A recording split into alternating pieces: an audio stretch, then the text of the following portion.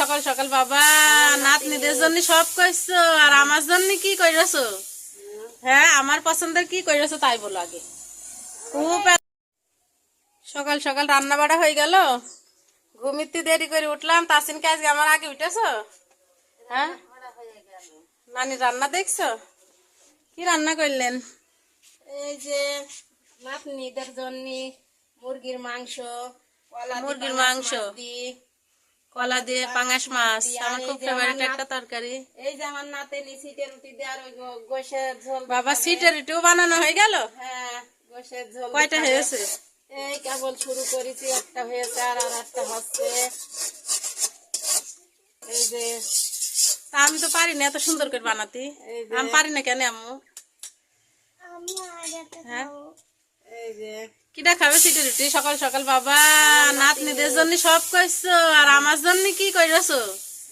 হ্যাঁ আমার পছন্দের কি কইরাছো তাই বলো আগে। খুব একে নাতনিদের জন্য সকাল সকাল রেন্দে বেড়ে দিয়েছো আর দুই নাতনির বসে নিয়ে। হ্যাঁ ওরে বাবা আমার মেয়ে আবার মাজন দিয়ে এদিকে দাঁত মাজছে তৈরি কইরাছেন আম্মু।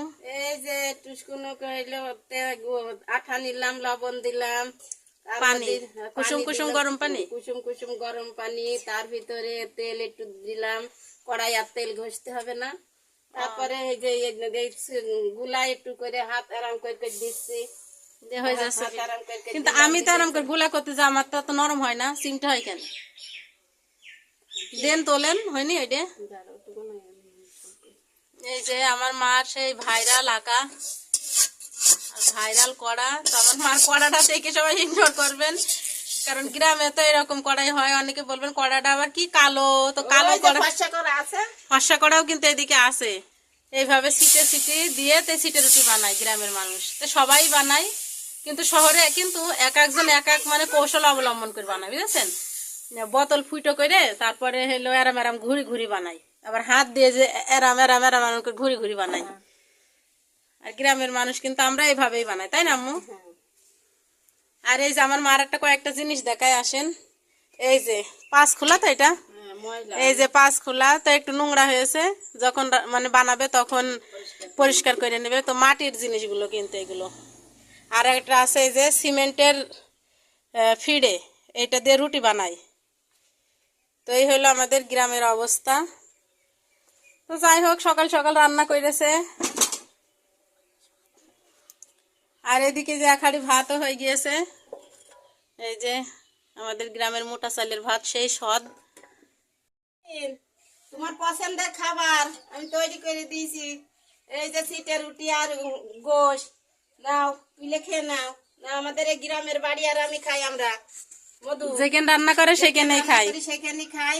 নাও তুলে নাও, তুলে নাও, তোমার যেটা পছন্দ সেইটা তুলে নাও, নিয়েতে খাও, দুই বোনে একসাথে খাও। খেয়ে রিভিউ দাও কিরকম রান্না করেছে আমার মা। খেয়ে ভিয়ে দাও কেরম রান্না করেছি দেখো, সুন্দর মাংস তুলে নাও, দাও আমি তুলে দিচ্ছি। কি নিবা? যেটা পছন্দ সেইটা নাও। ঝোল দেবো আর? আচ্ছা ওইগুলাই আগে খাক, খেয়ে নাও, বলো কিরকম হয়েছে।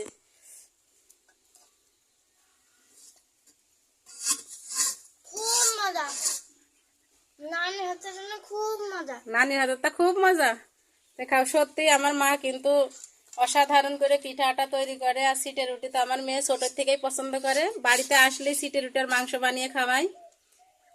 এই যে এদিক থেকে বানাচ্ছে, ওই যে দেখেন, আর এদিক থেকে আমার মেয়ে খাচ্ছে।